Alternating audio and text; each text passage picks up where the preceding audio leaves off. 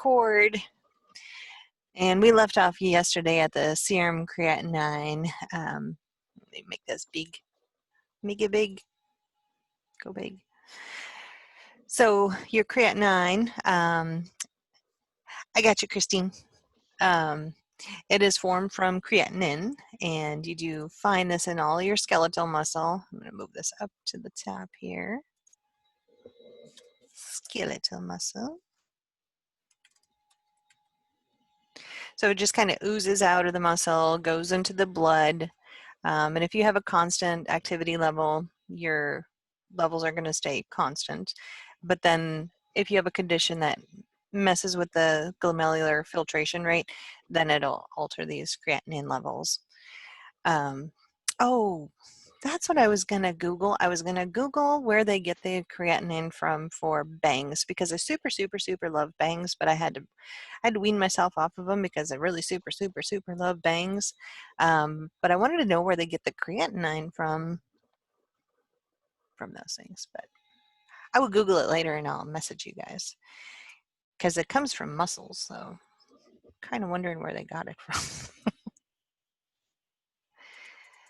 All right, so we check it, we see how well their kidneys are doing, but it's not a really good indicator of how well the kidney is actually functioning, because just like your liver, at least 75% of that kidney tissue has to be non-functional before any levels arise, because it'll just try and keep homeostasis going, and you just won't notice anything until that animal's actually pretty compromised.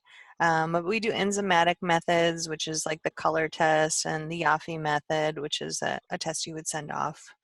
I've never done the Yafi method, so I'm not really sure how to do that one. You can also do the bun creatinine ratio. So we got lots of wide ranges, different size animals, different kinds of animals. So we don't use it that much. The doctor can look at it. It's valuable if we already know that they have some sort of disease. We don't really have a well-established ratio in animals, but humans we do. Like, so if you have any kind of kidney dysfunction or diabetes that they're checking your kidneys, this is really a valuable tool for them, but veterinary medicine, not quite as much.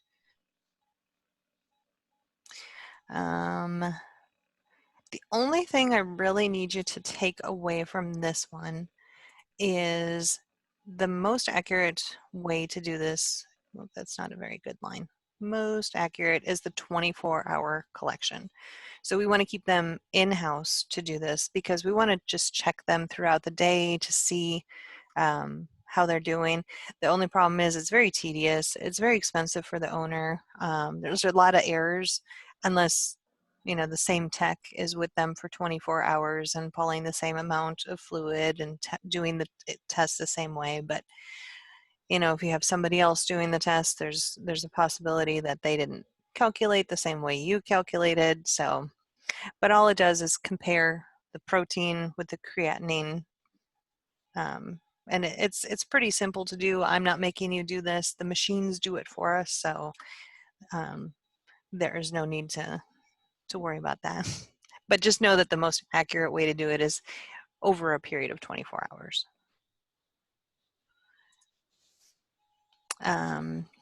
So this is how we validate for dogs.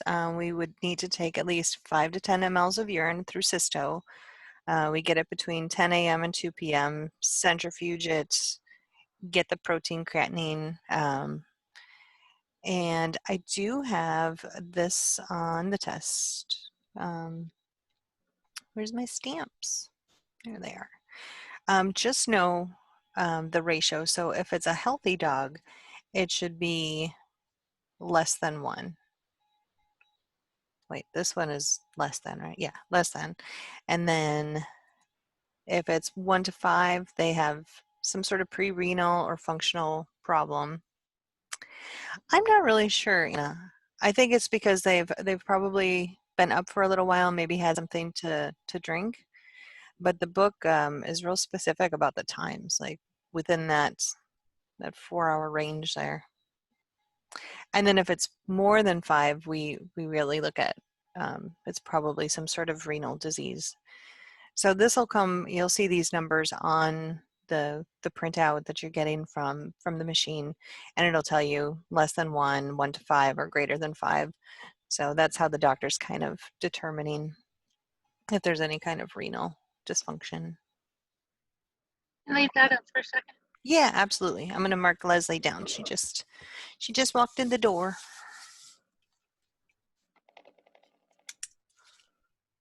So I don't forget you.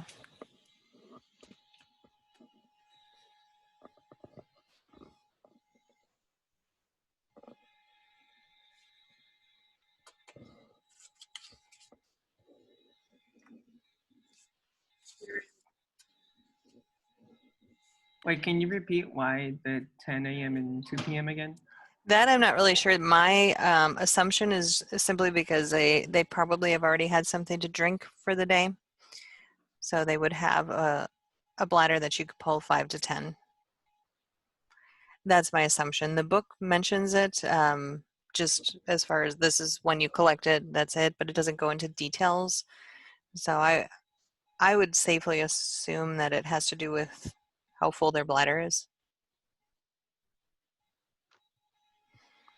But I could be totally wrong. I don't know.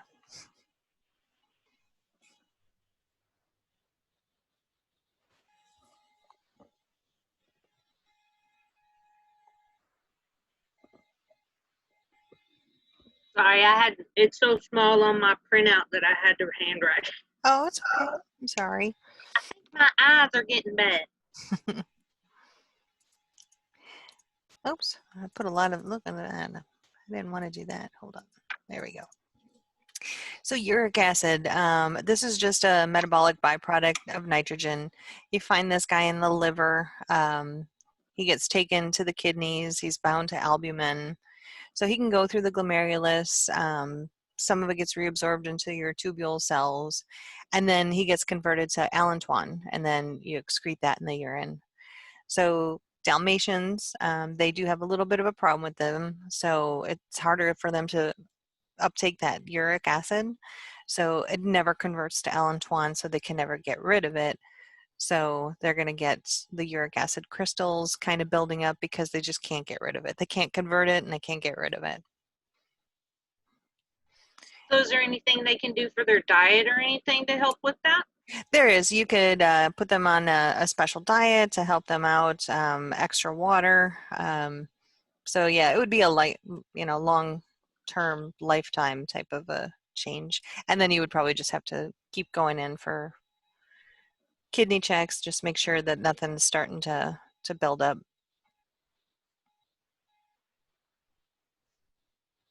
I'm learning about a lot of dogs I do not want.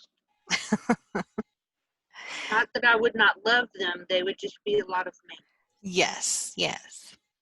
So if you decide to go into any kind of avian species medicine, working with all the exotics, the major end product of nitrogen metabolism is the uric acid. So it's about 60 to 80% of the total nitrogen gets excreted in avian urine. So we do like to use plasma or serum uric acid to check their renal function, but just like in dogs and cats, at least 70% of their not 75, but 70% of their kidney function needs to be lost before you'll see any kind of variance in these totals. So again, the kidney's really trying to keep the body healthy, you know. So the only difference there is this one is 70%, dogs and cats 75%. And that's why they have that poo that looks like a splattered egg, because everything comes out the cloaca.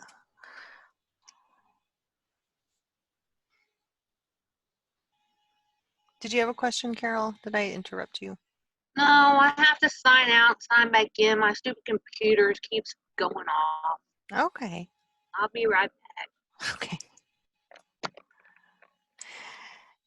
So we can do some more tests to evaluate for any kind of renal disease. If we know they have azotemia, or they're symptomatic for renal disease, but they don't have azotemia, there's 2 tests you can do. These would be sent off to a lab. You could do effective renal plasma flow or the glomerular filtration rate, so ERPF or GFR. And the ERPF is that one checks both glomerular and renal secretion, so both are really good, but the first one probably is a little bit more comprehensive. So they would probably do both of them.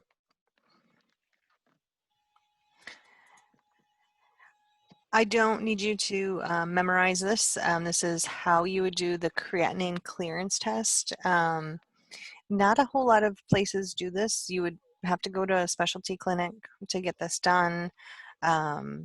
They would use all voided urine over a specific time frame. Usually it's in 24 hours. And this math I'm not making you do. They would talk about the urine volume, multiply times urine concentration, divided by the body weight. So I just threw that on there in case you decide to go to specialty or emergency medication that is doing the creatinine clearance test, so you have that. But I'm not making you write out like, how do you do this? You know, and I'm not making you do this math, so no stress, guys. This is just another. It's moving on. It's the same thing. I feel like I was supposed to remove this one. Oh no, this is the one I wanted. Okay, so iohexol is really cool. So this one, you give this via IV. So it's good, it's a radiographic agent. So they're fasted for 12 hours. They can have a little bit of water, but you give this iohexol and then you pull their serum at the 2, 3, and 4 hour point post administration. And then you send all of that off to a reference lab. So what they're doing is they're just trying to figure out how much of that radiographic agent came through their body and filtered through their blood. So this would be also done at a specialty facility. I've never personally done the iohexol clearance. I have worked with people that have worked in specialty, and they did do this, and they said it's pretty easy. They just give them the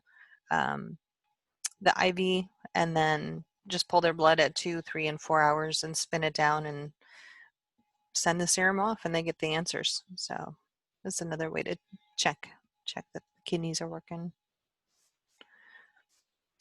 You can also do a single injection inulin clearance. So inulin, not insulin, inulin is secreted entirely through that glomerular filtration. It doesn't reabsorb, it doesn't catabolize, and it really is the best way to evaluate to make sure everything's filtering through. It's the best. And this you could do in a standard clinic.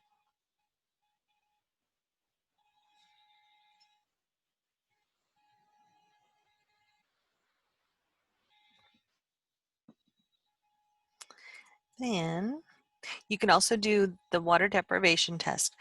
Of all of the clearance tests, this is the most controversial. So if the animal has polyuria or polydipsia, we're going to start to think maybe it's the kidneys. What it's doing though is it's checking to see if they have ADH and vasopressin coming through. So what we would do is purposely dehydrate them. We're gonna bring them into the clinic. They're not gonna get water for 12 hours. Now, if they already have some sort of kidney problem, this could potentially throw off their electrolytes and lead to cardiac arrest, which is why it is so controversial. Dehydrated, if they're already dehydrated or they have azotemia, we are definitely not doing this, but there's a lot of doctors that refuse to do this water deprivation test anymore because they may not know what the underlying reason is or if they have an underlying heart condition. So it can still be done, but it is highly controversial, and more and more DVMs are moving away from this one just because there's safer ways to do it. You could do the iohexol, and it's just a little bit better. It's a lot cheaper to do it this way, but It's not quite as safe. Not quite as safe. So here's the whole procedure how to do the water deprivation. Basically, they just gradually take the water away over 3 days. And then they take away food, and then they take away water, and then they empty the bladder. So we want them clinically dehydrated. They need to lose at least 5% of their body weight. So that's why it's just so incredibly dangerous. And then we start to, after they're done, we start to slowly give them water every 30 minutes for 2 hours. So slowly build them back up so they don't throw their electrolytes off by just drinking so much that they get water intoxication. So again, another reason why it's just kind of a dangerous test. We don't care about that one. That we skip that one. The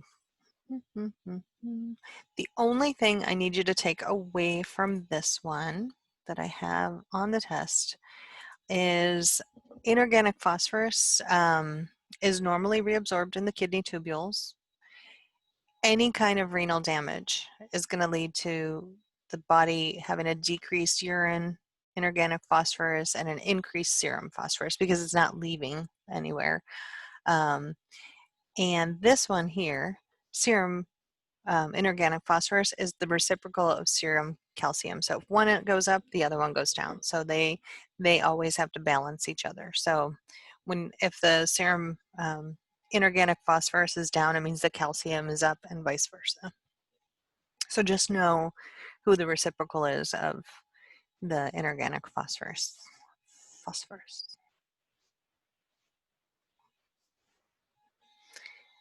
think is that the last one? No, got another one. And then you can check their enzymes that are coming through in the urine. All the enzymes that are coming through are actually going to increase rapidly if they have some sort of toxicity that is going through their kidneys. And it's easier to check this. It changes way quicker than their serum creatinine or any of the fractional excretion of electrolytes. So you can do like a dipstick test to check for enzymes in the urine. So you'll see those coming through much quicker if they have some sort of toxicity that they've been exposed to. And there's just your summary page. And that is it. Fin. All right. Y'all ready for number 2? Y'all ready for this? There's so many papers. You know, on the plus side, I have everything super organized for like double organized now. So I've got my in-class stuff and my online stuff. So I've got double binders for every class now. So no matter how they want me to teach, I got this. I got it. All right, let me pull up part 2 here. Stop share. Okay, where's part 2?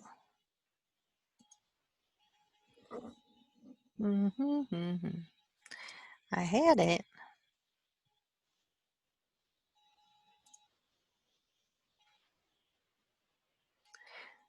Huh. There it is. I have so many windows open, I couldn't find it. There it is. Let's see what time we at. 12:36. Let's see where we're at 1 o'clock. Like I said, my goal is to get to slide 41. I think it's 41. Yeah, 41. We'll see how we do. All right. Talking about the pancreas. So he just sits kind of at the bottom of the stomach. I just wanted to remind you where he lives. I'm not sure why I didn't put more than one thing on this page, but it's okay. Let me move this up here. So your pancreas is actually two organs. It's one organ with two parts, I guess is a better way to put it. The book says it's actually two organs, but you know, if we want to be technical about it, it's one organ with two parts. So you've got an exocrine portion, and then you've got the endocrine portion.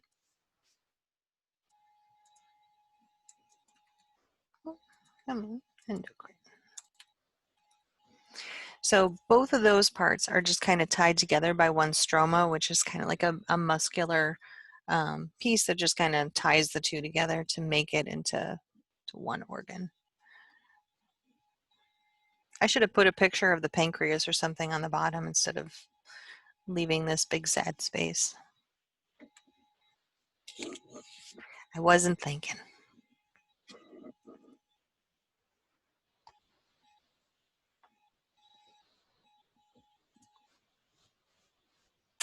So this is your exocrine, or they call it the acinar pancreas. It is the largest portion. So lots of rich juices in there that have a whole bunch of enzymes. There's trypsin, amylase, lipase in there. Helps you digest your burger from this afternoon. So you've got all these cells in the exocrine pancreatic tissue, and they come in these little islands. They look like little toes to me. Don't they look like toes? Like weird toes that are kind of splayed out like that. But they have a special name. They are called where is that? Islets of Langerhans.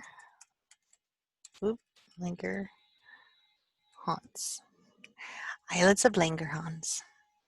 Sounds like somebody or someplace we would go on a vacation. But you got alpha, beta, gamma, and the PP stands for pluripotential. So everybody kind of lives on these islets of Langerhans. About 80% of the beta cells excrete your insulin, and about 20% of them secrete glucagon.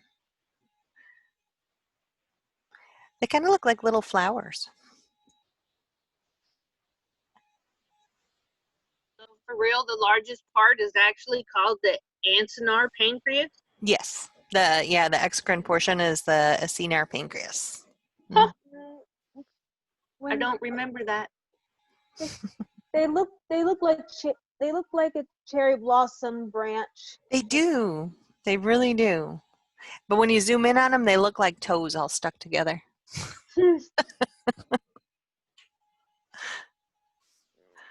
Oops, there we go. So we can do some tests. We can check the acinar function to make sure that portion of the pancreas is functional. So we would go ahead and check the amylase. SE. And you can also check the lipase. There's special tests too. You can do immunoreactivity tests. You can do serum pancreatic lipase tests. But generally, we're going to just run the serum and look at amylase and lipase. But the second point there is just that test would go a little bit further. You would send that out to a reference laboratory, and they would do the trypsin-like immunoreactivity test. But in general, if we're checking the pancreas, we're looking for amylase and we're looking for lipase.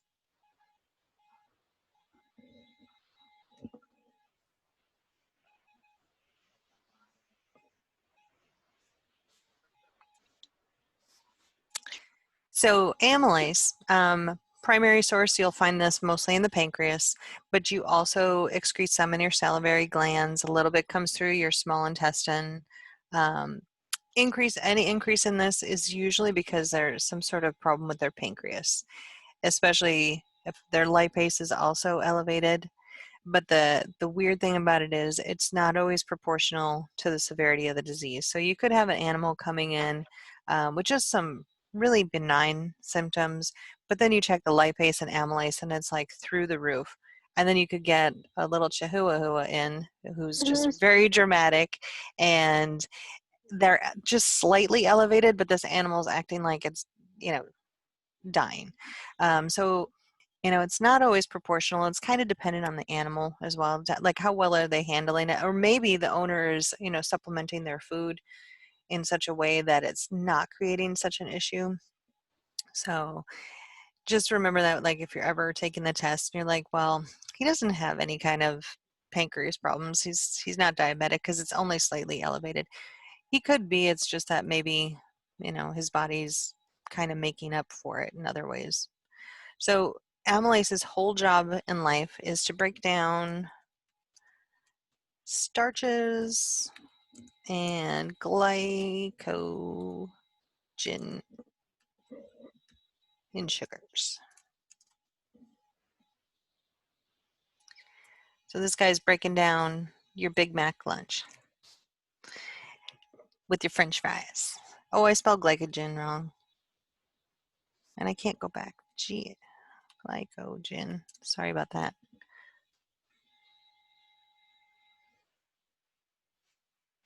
I had an extra C in there. Ignore that guy. Sorry. So if you do get acute pancreatitis, maybe you have chronic pancreatitis or something is obstruction or obstructed, these levels are going to really increase in the blood because it's stuck and it can't get out. Can't get out, he's trapped. I'll have to use this PowerPoint later. I have a paper to write in nutrition. And it's all on this stuff. That'll make my job much easier. It's a good thing we're doing this lecture today because I just realized I can use my own lecture. Huh. How ironic. I know. How convenient too. Like, whew, that's going to save me at least 2 hours of work. But we got two ways we can test it. So we could do the sacrogenic method. So what that one is doing is measuring the production of all these reducing sugars as your amylase is catalyzing and breaking down everything. We don't like to use this one. Where's my text button? Not ideal for canines. We just don't get consistent readings with this for canines. It's much better for cats, but there's so many different sizes and weights and breeds. It's not something that they kind of as a go-to. Cats more likely. You can also do the amyloclastic method. So that's just checking how much starch is disappearing as it gets broken down by amylase. So this is more of the one that you would use for the dog. And again, you're just pulling serum samples and testing how much amylase is coming through. This is really all you're doing. But did I miss something? I don't think so, did you? What might be the higher levels of amylase? There should be 3 of them. I don't have. What slide are you on? On the, I'm trying to fill out the other Word, the Word document you sent us. Oh, okay. That would be on that first slide. No, where is it? It is on slide 6. Let me go back.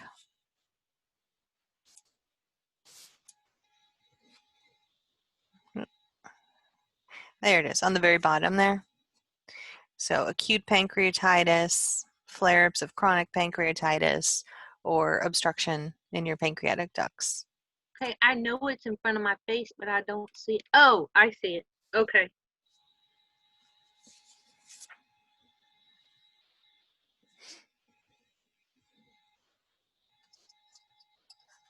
So it'd be flare-ups of chronic pancreatitis. Mm-hmm. I'm just trying to give myself 2 ways to study. No worries, no worries. And I do have a Kahoot for this. And I have a 72 question Kahoot that I'll send you guys tomorrow for pharmacology too. It's a big one. Pharmacology test is scaring me. Oh, it's gonna be fine. It's gonna be fine. We only have what, 2 more and then the final? No, 3 more. We got the math test, That scares me worse. Monday test. We're gonna focus on math next week because I was looking at our calendar. I've got it sitting right in front of me, and we're gonna be okay for time. Like I'm not even stressing about trying to rush through that stuff. ClinPath though, that's where we're having to kind of just pound through these 2 PowerPoints. I think if they had given us 3 days for 2 hours, we would have been less, I would have been less stressed, but it's fine. We're almost done now, so no I got worries. those down. Yeah. Thank Oh. you for going with that. Yeah, no problem. So a couple of the little special notes. If you do have to send this off, never use EDTA for these tests. The EDTA is going to seriously affect the amylase. It's going to look like it's breaking down, but it's not. So don't use EDTA. Also, if they have if their serum is really lipemic, it's going to reduce the amylase activity in there. So if you spin it down and it's really lipemic, just know that you're not going to get accurate results. And normal amylase values are 10 times higher in dogs and cats than in humans. And I like to put some human stuff in here too, because you're going to get people coming in with their own blood work. I know I did all the time. And they're like, can you read to me what this means? And the values are not always the same in humans. Well, never the same in humans and in dogs. So I would always have to kind of look up and check it out. So I'd like to just sprinkle a little bit of extra on there for you guys. So just in case somebody comes in with diabetes and they bring in their values for you and they're like they look really low, that's fine for humans because dogs and cats are much higher. So then you got your lipase. You get most of this from your pancreas. His whole job in life is, where is he? Did I lose it? I lost my page. He breaks down long chain fatty acids.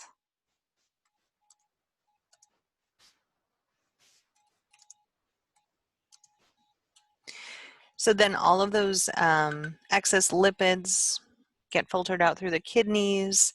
It'll stay normal for quite a while, especially early on in any kind of kidney disease. But slowly, the cells are starting to get replaced by connective tissue because they're dying. So as they die, they can't produce this lipase anymore. So slowly, you're gonna see amylase and lipase just really decrease, and they won't be able to break down those long chains. That sounds like a DJ name. DJ Long Chain. Breaking it down. I like to think of different ways to remember stuff. So if that doesn't help you, just forget what I just said.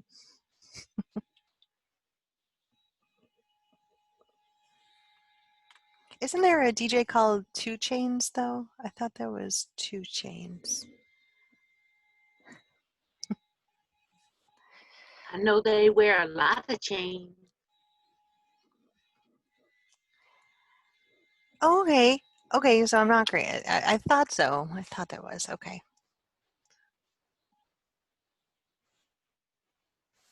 All right, let's go on to some ways we could test it. So what they're doing is all these test methods, they've used olive oil emulsion and they've based the test on that. So they based it how it turns into these fatty acids using lipase in the serum. So you don't really need to do this. This is just kind of behind the scenes what the test is doing.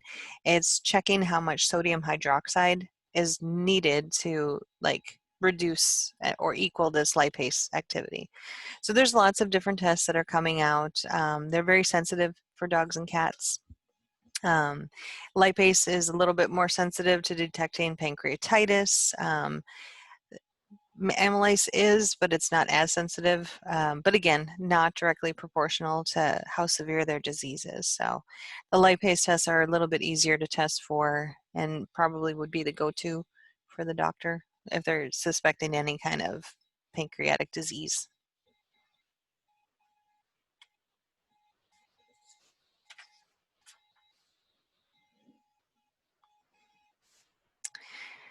So if you are comparing any levels of the fluid in the peritoneum with the serum, you'll get really diagnostic information. So if you have higher levels in the peritoneal fluid, it suggests that really they have pancreatitis. And then if it is in the peritoneal fluid, you really need to make sure that there's not an intestinal perforation. So if you have to do any kind of abdominocentesis, and when you pull it out and you're seeing amylase and lipase in that, there could be a small intestinal perforation that's making this amylase and lipase leak out. And it shouldn't be leaking out. It should not be just floating around the peritoneum for no reason. So if you do a abdomino and you pull that out, there's probably a little bit of a issue going on somewhere else, or it's backing up to the point where it perforated. So that is no good. No good.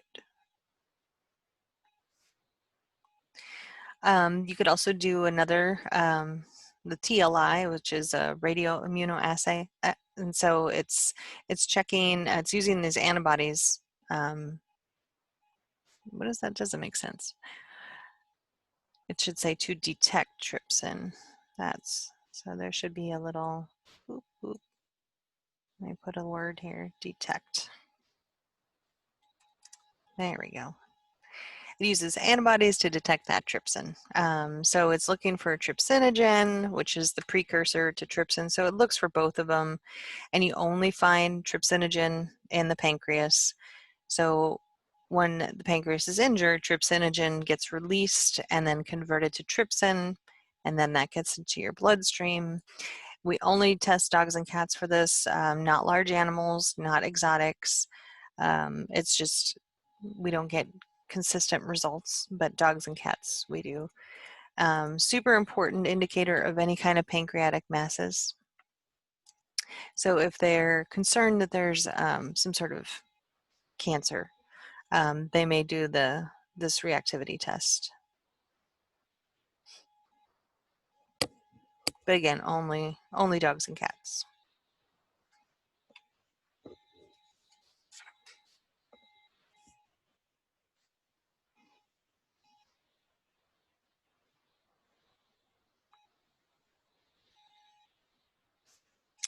Yes. So trypsin, this guy also helps digest your burgers, and it breaks down proteins.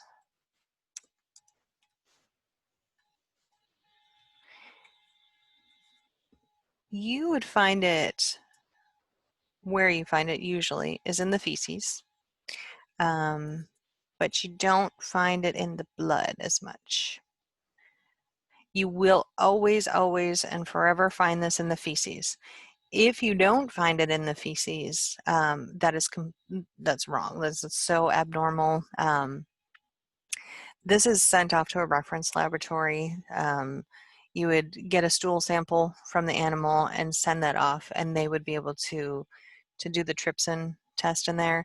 If they're not finding any trypsin, that means they cannot properly digest their food, which is why they may have, the owner says he's eating all the time, but he weighs like 3 pounds, and it's a German Shepherd dog, and he's really emaciated. So if they don't have the trypsin, they're not going to be able to digest it and break down those proteins, and they're just passing it, and you won't find it. So never find it in the blood. You'll always find it in the feces. The feces. I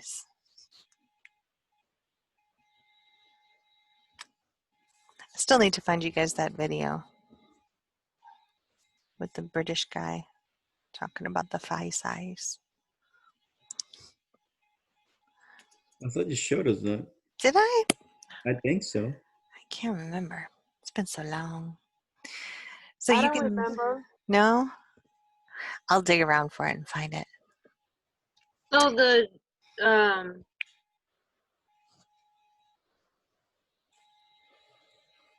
It was something, I don't know.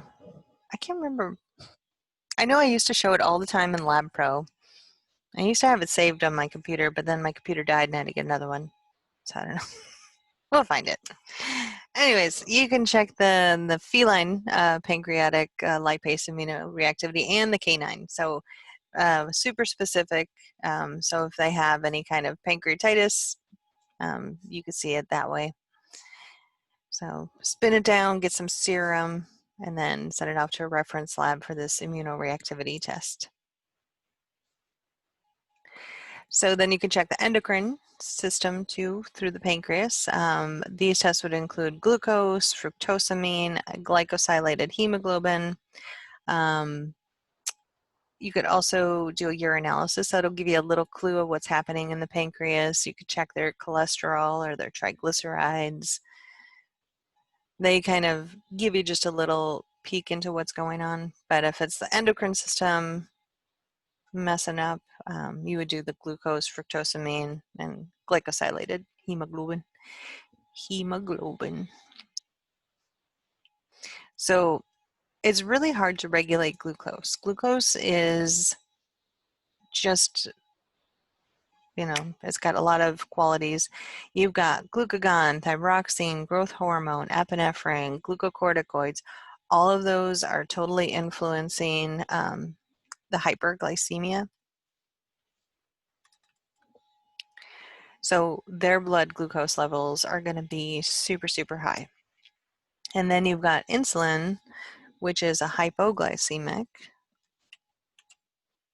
hormone. So he's promoting glucose to move into those target cells. And then those pancreatic islets, they're responding to whatever's going on in the blood glucose levels, how concentrated is it, and then they're detecting it, figuring out what's going on, and then they release insulin if you have too much, or they release glucagon to break it down, and then glucagon also stimulates insulin to release more insulin. Glucagon stimulates insulin, yeah. So it's just a cycle. So if you have too much sugar going on, maybe it's Halloween and you ate all of the Easter candy, start running around the room and on the ceiling. Your body is just going to be like squirting out insulin.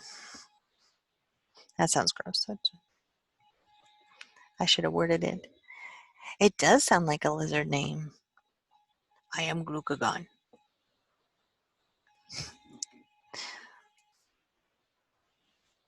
That sounded like something I would hear from Transformers. Yeah. It does. It's either, a lizard or a robot thing. I am Sir Glucagon. So only insulin is going to be able to lower these blood glucose levels. So if things aren't working, they're working too slow, you have hypofunction. That means your animal has diabetes mellitus.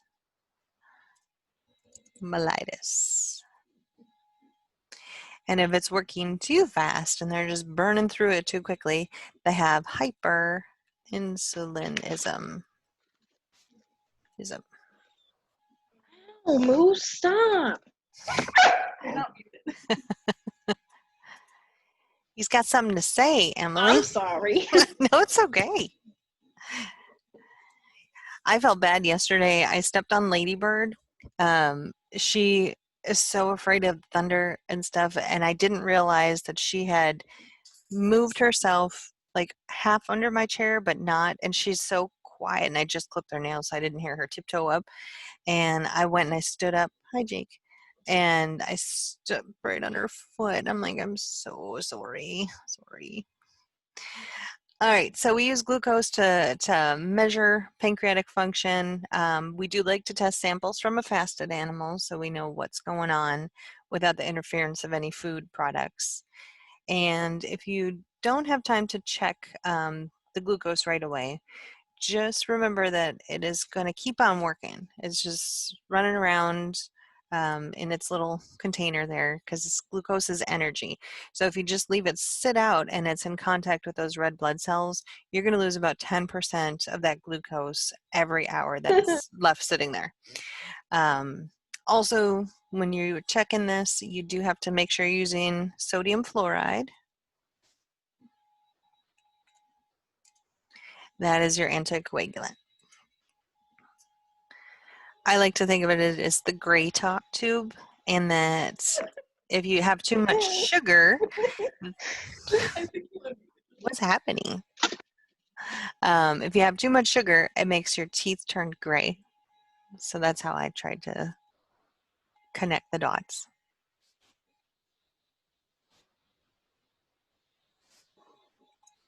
Right. So I'll leave that up there for a second. I just threw a bunch on there.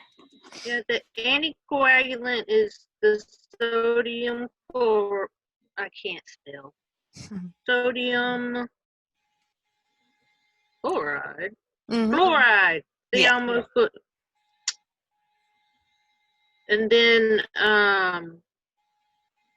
the gray top tube. Yes.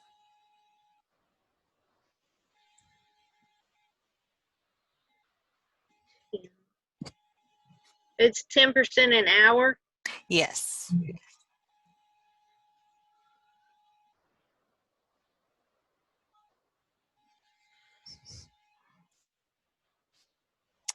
All right. Then you got fructosamine.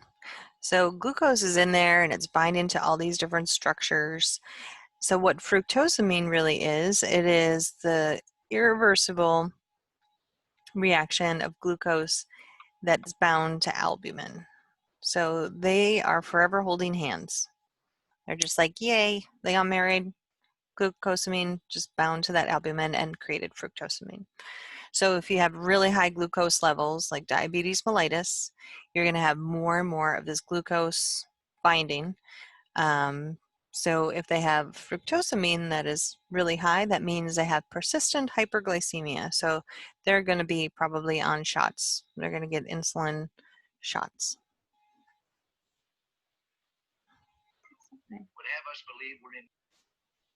You guys had a lab this morning? Yes. We had the IV and blood draws and IV catheters. It was interesting. Were you successful? I was, but my dog Jake gets really scared of the clippers. Oh, yeah. So I had to basically wrestle with him for like 35 minutes so that he would finally get not tired enough for me to clip his hair. Aw. It was the worst. Oh. I was sweating so bad, and like by the time I got to it, like I was like my body was actually tired, so I was like shaking, trying to Oh. freaking catheter, and it was the funniest thing ever. Oh, we did a urine analysis on my foster, by the way. Oh yeah? Yeah, turns out he has crystals in his urine. Aw. It's true that.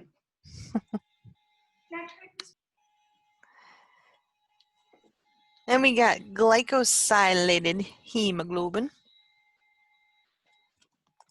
This is, where's my text? This is another irreversible reaction. So this is the irreversible reaction of hemoglobin bound to glucose. So another one that if you're seeing all this glycosylated hemoglobin, they have persistent hyperglycemia. So what this is doing is just checking, it's giving us just a glimpse of the glucose concentrations over the lifespan of that particular red blood cell. And just, I just threw this on here. Don't forget, it's about 3 to 4 months of a lifespan for dogs and about 2 to 3 months for cats. And if they are anemic, they're not going to have as much blood to test. So you're going to have really reduced levels, but it's an artifact. So just kind of keep that in your mind, back of your mind. So if it's really low, but they're also really pale, it's because they just don't have enough blood to test. So Max was having a hard time. His vein was a roller.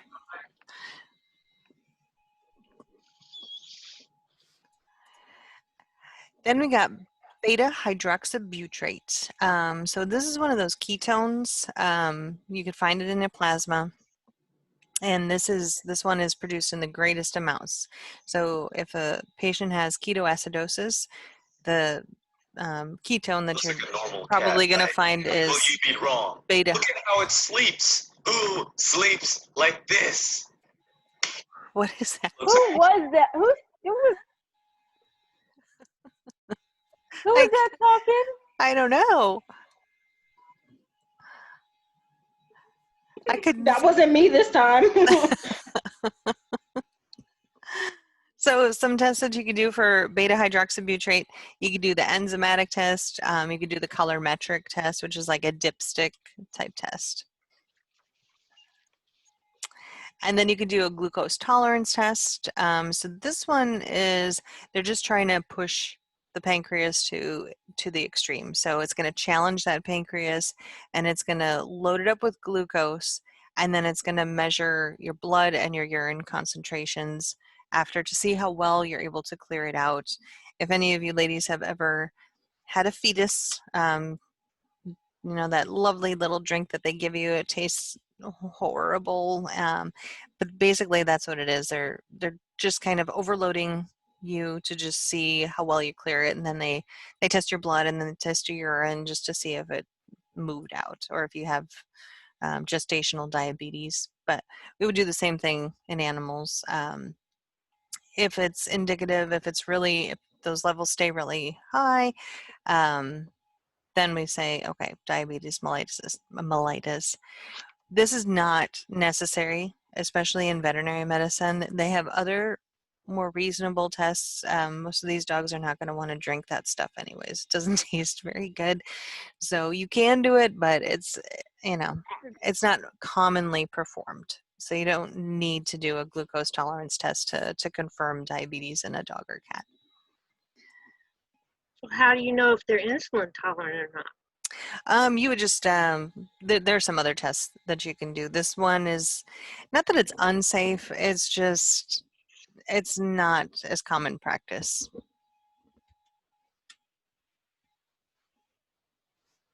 Would it be the enzymatic and colorimetric? Yeah, you would probably do, where's this one? Do the B-hydroxybutyrate. Check for ketones. This is a good way to check animals. And then you can do insulin tolerance test. So that'll just try and figure out, like, okay, we know they have diabetes. Now we want to figure out why they have diabetes. So what this particular test is going to do is look at those individual cells, and then they're going to challenge them with short-acting insulin. So if they're insulin tolerant, their serum glucose is going to not drop. It's not going to drop at least 50% of the fasting concentrations within 30 minutes of that insulin. So this is a way better way to test it. I wish they would do this with humans too. So what we're going to do is we're going to give them something, we're going to feed them, and then give them a shot of insulin, and then check their serum levels again. If it doesn't drop halfway, we know that their receptors are not responding at all to insulin. Okay, I got another question. Mhm. So if they do this B-hydroxybutyrate test, then that means that they probably have diabetes mellitus, right? Right. Sorry, I got behind. I'm trying to write two things at the same time. That's okay. No And worries. then I was trying to read for it and I couldn't find it. No worries. But I'm good. I'm waiting on glucagon. Glucagon. All right, so then you got your glucagon tolerance. So this test, it's indicated if we have repeated normal or they've got borderline results. We're going to figure out why they have this hyperinsulinism. And the whole purpose of glucagon is to stimulate those beta cells, and then it'll increase the body's own ability to produce that insulin. So if the body can't do that, then we know that they don't, then somehow their beta cells are somehow affected. Oh, Jasmine, they improved the taste? Mine tasted like, I don't even think they sell it anymore, McDonald's, the orange drink, except it was thick. It was like really, really thick, and you had to drink that whole big thing. And then they're like, if you throw it up, you have to drink it again. And oh, That was horrible. it was so yucky. It was Do so you yucky. mean orange juice? No, it's like a, I don't know. It was almost like a, oh, Was almost like a sugar, just like sugar. yeah. It was like straight sugar, and it was thick, so it was hard to swallow anyways. And I can't do like jellos, and like there's certain like textures that I can't do, and it happened to be really close to one of those. So ugh, it was horrible. Anyways, so we can do the insulin glucose ratio. So we could take simultaneous measurements of the glucose and the insulin and just kind of figure that out. What they usually do is they do the amended insulin glucose ratio. So it's really great to do for animals that we've already confirmed that they have hypoglycemia, but they have hypoglycemia that is less than 60 megs per deciliter. Where's my text? It is not 100% dependable. So it is great. I made a really big line for those two little dots there. But it's not 100% dependable. So, and that could have to do with the owners maybe not fasting them properly, that sort of thing. Yeah, Jello and pudding. The only pudding I really like is tapioca. I like the little bubble things in there. They're fun.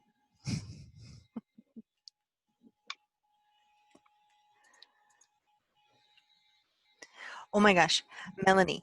So if you go, what is it? What is that? Is it Dole? Dole? I don't know, whatever that fruit, those fruit people are. They have those little fruit cup things. They have boba fruit now, and it's amazing. So I got some of them, and they're real big bobas, and oh my gosh, it's so good. And they pop, when they pop in your mouth, it's like pineapple explosion. It's delicious. What is boba? They're like these little circle things that they're like little tiny bubbles, and you just pop. They're like little pieces of tapioca. Yeah, they're so Mr. good. Gay, look, I bought a whole jug of them yesterday at that store. Did you? Yeah. Popping boba. It's a strawberry. Whenever I go to the what do you call those places with it's not ice cream, the yogurt, the frozen yogurt, I usually just fill it up with all the bobas and then let's like pop them. They just love them. They just love them. I'm also one of those people that pop every single popper thing on the packing. I do that. All right, let's go to this next one. Summary page. It's just a summary page. Nice and easy. Ba-boom. All right. What time is it? You know what? It's 1:16. We could take a 10-minute break and then just get to slide. Oh, well, what did I say? 41? Yeah. Or we could just power through and just get it done. We should be done in 15 minutes if you want to just power through. Jonathan said no, he needs a break. He's got to go feed his plant. All right, we'll just take a real quick break. I have to pee anyway, so let's take a 10-minute and I'll meet you back here, okay? Okay. Whoa, you big fat cat. All right. So your electrolytes, these are super fun. But they are positive ions or anions, and then you've got your positive ions or called cations.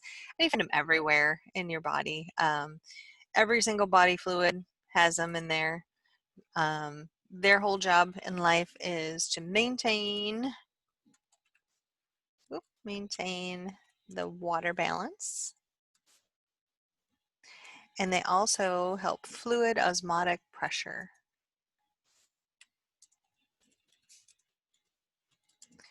Also helps with normal muscular nervous function. So if you work out and you get like, or you're just outside and it's, Texas, and you sweat too much, you start to get a little shaky. That's because it's you're losing too many electrolytes. So they help with, activate several enzyme systems, helps regulate your acid base, so your pH stays same.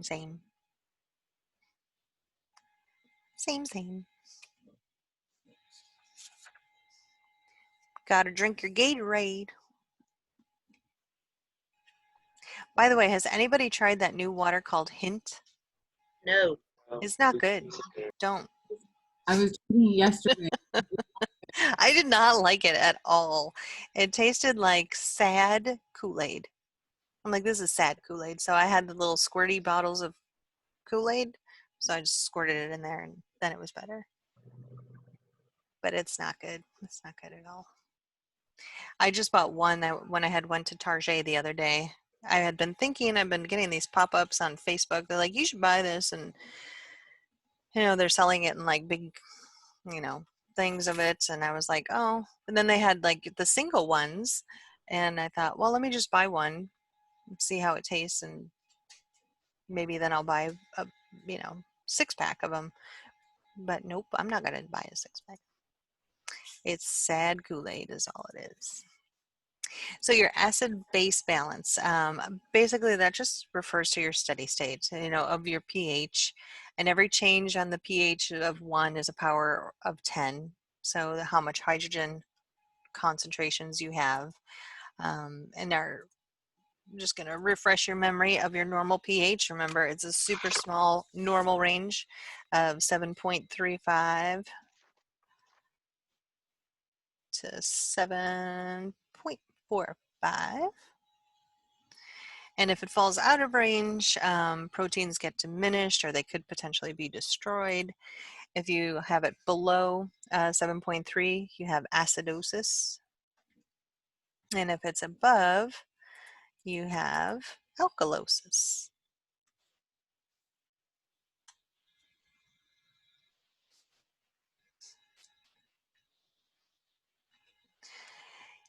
Yeah, Avery, I'm just going to stick to my Kool-Aid. It has water, and coffee has water.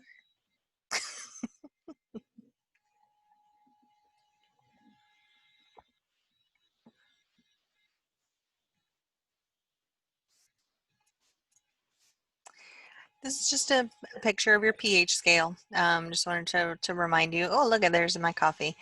So I guess I'm on the acidic side. So that's sitting at 5 over there.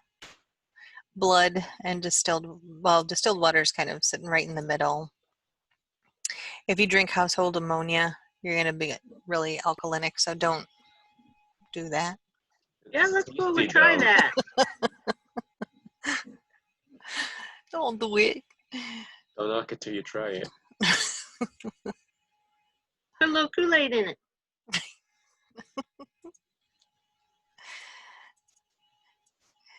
So you got buffer systems, they counteract any imbalance that you may have going on in your body.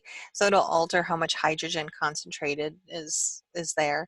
So it works intracellularly, extracellularly, and your respiratory and renal symptoms really work to help any kind of imbalance that you might have. So your respiratory system works within minutes. So if you start to get really overheated, you start to pant or sweat, so breathe a little bit heavier. So it's releasing all of those extra hydrogen ions. Your renal system also works, but it takes days. Takes days to restore balance. It's not as immediate, but that animal will probably be panting. Their respirations will be really, really high. Anna, you crack me up. You crack me up. I love reading these chats.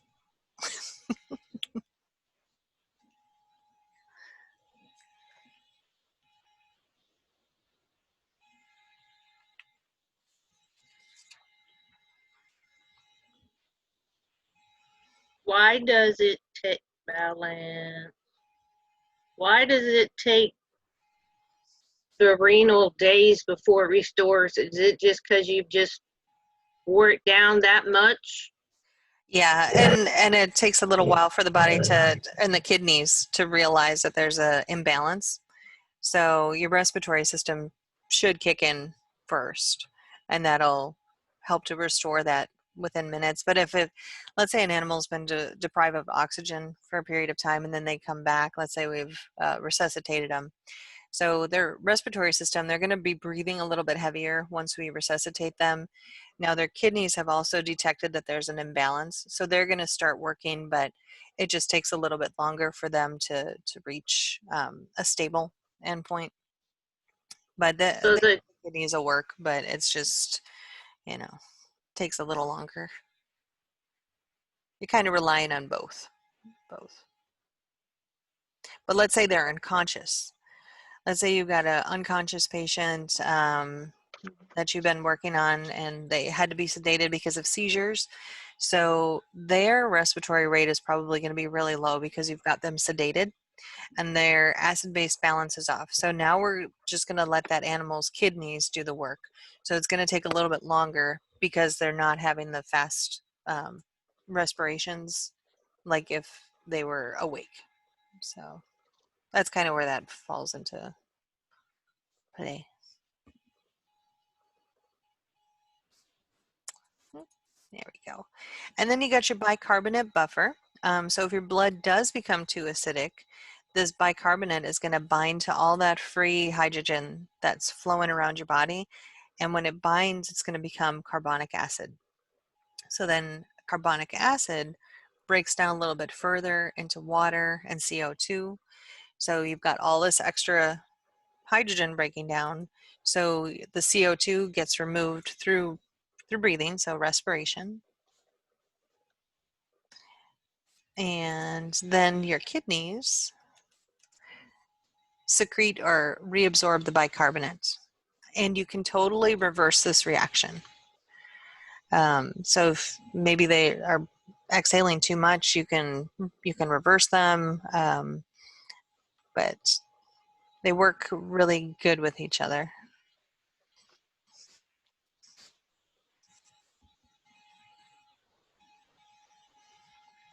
Emily, don't do that. Words to live by.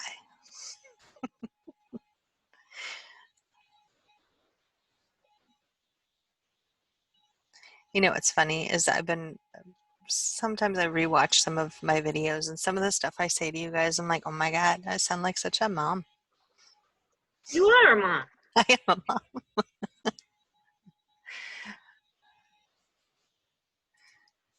All right. So this is, I borrowed this from the book. This is just the science behind it, how everything breaks down. Do you need to know this for the test? No.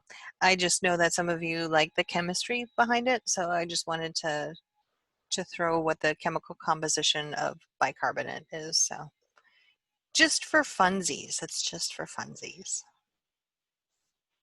And then you got a potassium buffer going on. So you've got potassium floating around in your plasma and in your extracellular fluid. So it helps affect that plasma concentration of how much hydrogen is there. And both your potassium and your hydrogen, they're positively charged ions. So they can go back and forth between your intracellular fluid and your extracellular fluid. They've got like the positive green pass to go between both of them. So if you decrease your potassium in your plasma, it'll cause your potassium to move from the cells to the extracellular fluid, and it takes your hydrogen and moves it from the extracellular fluid into the cells. Or if you increase it, it'll move it the other way. So they kind of move back and forth, just back and forth. So eat your bananas, but not too many bananas. I need a banana now. I keep getting bad calf cramps. Oh yeah, yeah.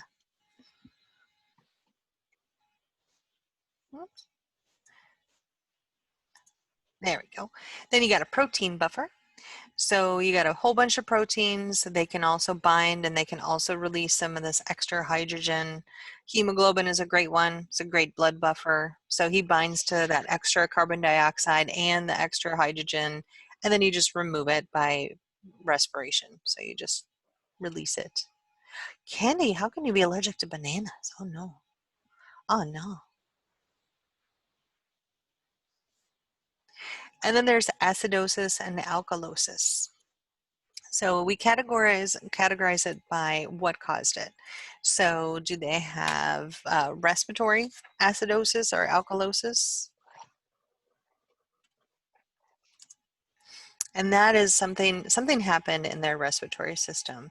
Maybe they stopped breathing for a period of time. Maybe we gave them too much oxygen for a period of time.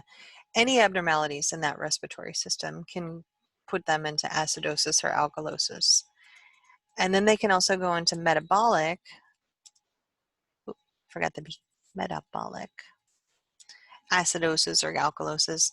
And this is just anything else other than the respiratory system. And both the respiratory system and your kidneys are going to work together to kind of repair any damage that's been done.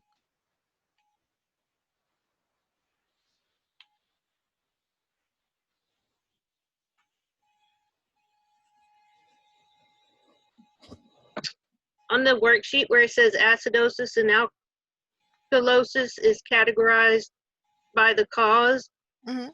and then it has a blank is caused by, so we would do respiratory is caused by both. Respiratory is abnormalities in the respiratory system, and metabolic is everything else other than respiratory. So it could be dietary that causes it.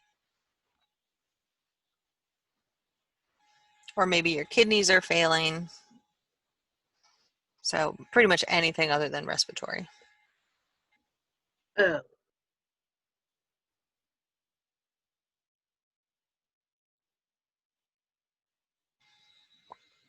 I haven't had enough coffee today. I've got enough coffee for you, and I'm gonna eat bananas for candy. I got you guys. Cool. So if you have respiratory acidosis or alkalosis, if your respiratory rate decreases, you're eliminating less and less CO2, and you become you get hypercapnia. I can spell capnia. So this will increase your partial pressure carbon dioxide. It's called the PCO2. This is a little bit, we're dipping our toe a little bit into the surgery class. So I'm not expecting you to be proficient in this. I just need you to know the difference between hypercapnia and hypocapnia. So if your respiratory rate increases, you get hypocapnic. So you'll have decreased partial carbon dioxide.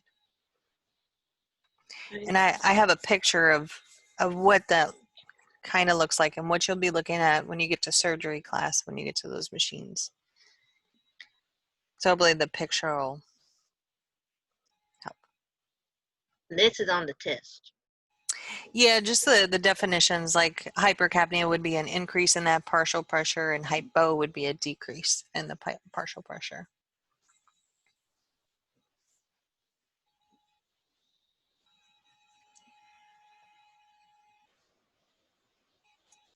So when you get to surgery, you're going to see the capnograph. So you're going to set your animal up. We want to see how well they're breathing. So it should look like this. It should look like kind of a a square with a kind of a tilted top. So during phase one, they're breathing in, and then they've got the expiratory upstroke where it goes up, and then they kind of plateau, and then end expiration, and they go in this downstroke, and they start all over. So when you're in surgery, oh, I'm sorry, Emily. Let me put that back up there for you. Where's that? Rotate. There you go.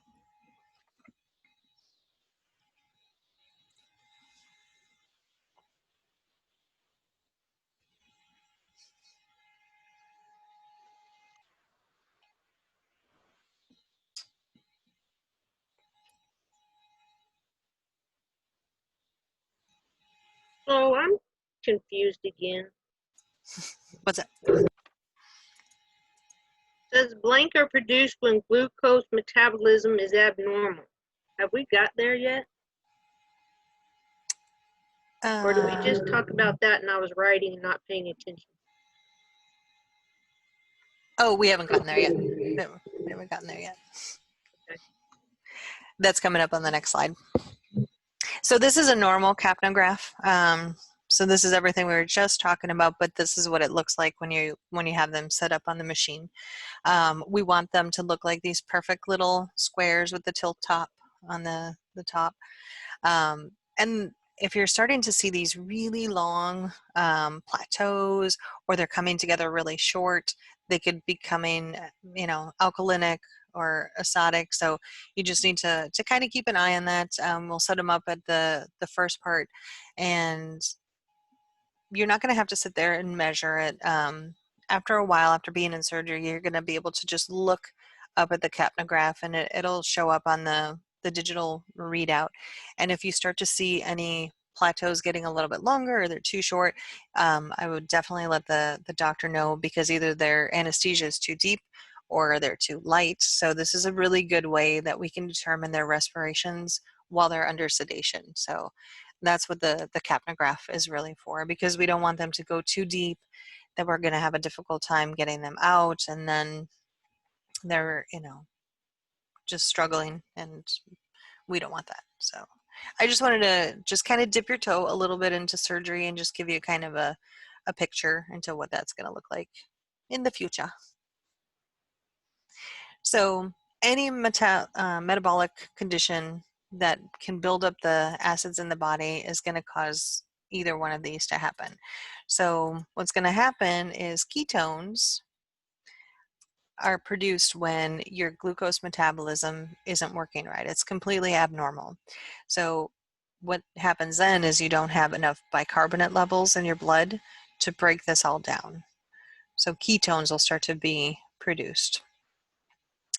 And then you've got vomiting is a big reason you can get alkalosis. So when you're vomiting, it's going to increase all of those blood bicarbonate levels.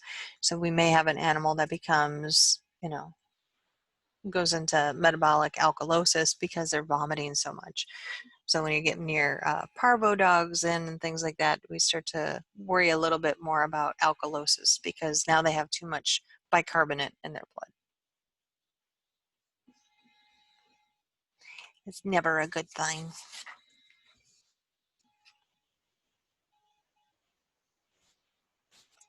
So base excess, did I skip a page? No, there it is. So the amount of super strong acid or super strong base that is required to titrate a whole liter of blood to get it to the perfect pH needs to be held at a constant 40 megs of mercury. This is not something you'll be doing on a regular basis, but I don't have a whole liter of blood. We usually keep a liter of blood laying around. But if you wanted to titrate it out, you could take a whole liter and keep it at a constant pressure, and it should actually balance out the pH. So what they do is they're calculating the pH, the PCO2, the hematocrit, and if you get a negative value, let me put this up here, you will have metabolic acidosis. And if you have a positive value, you have metabolic alkalosis. The biggest takeaway here is the stuff that is in red. So if you get a negative value of base excess, metabolic acidosis, positive value of base excess, metabolic alkalosis. Don't have to worry about any of the calculations. I don't expect you to go look for a liter of blood and titrate it out. That seems inappropriate to ask for. Unless you're vampires and you just got some blood laying around.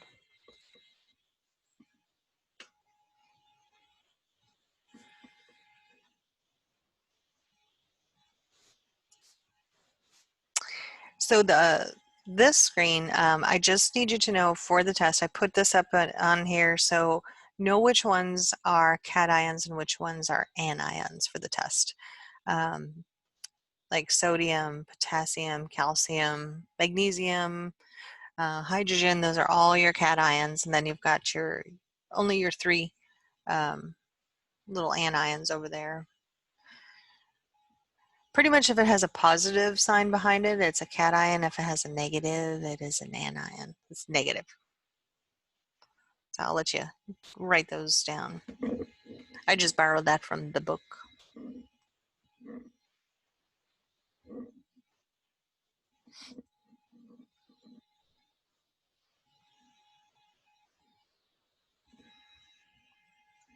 I made you write those down, didn't I?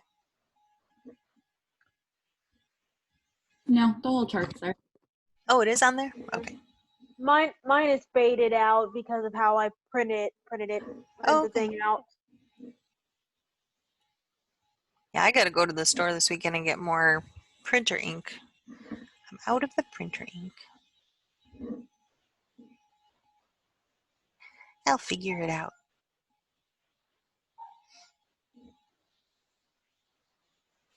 All right. Let's do this slide and then we'll call it a day. So when you're doing all these electrolyte tests, if you have any changes in the concentrations, it could be because there's been an increase in intake or a decreased intake.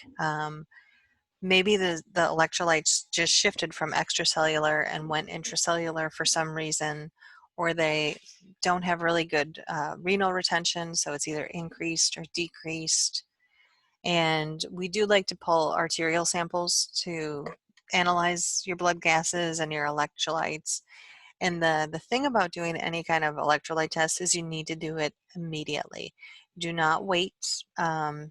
If you wait, they just keep on working, and then you're not going to get an accurate test result. So electrolyte tests, just analyze them like straight away. Make sure you don't let it sit on the counter for too long or at all. And I think tomorrow we'll pick up with the sodium and all those.